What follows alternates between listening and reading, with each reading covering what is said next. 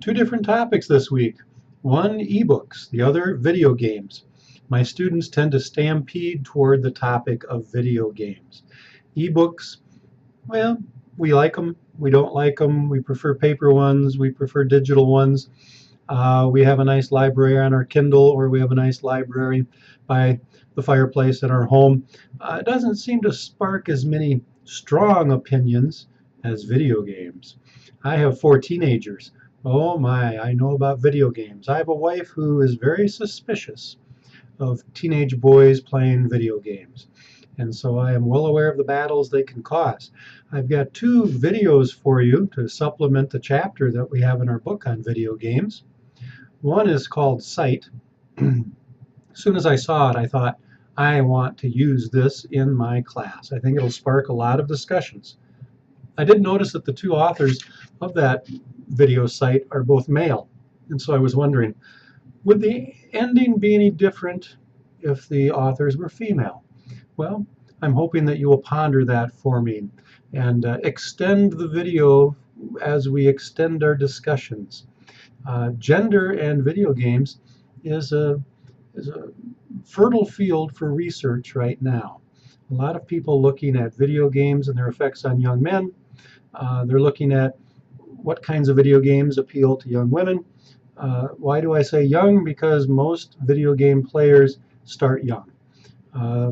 The dividing line for people who use video games and don't use video games seems to be that age when they were invented. If you were younger than about 16 years old when video games were invented, you probably grew up with them and used them.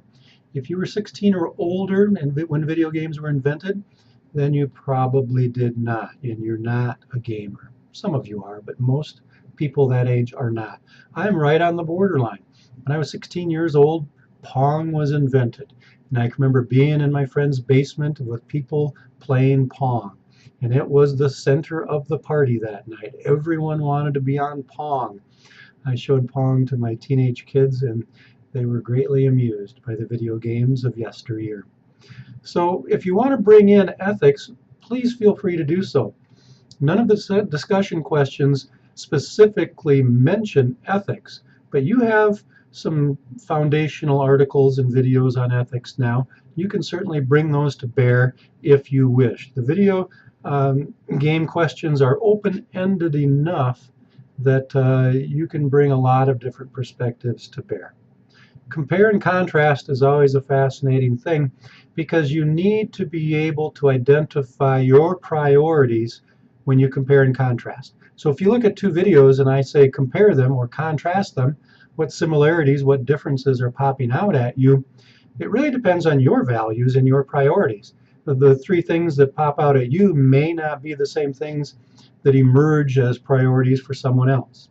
So why is that?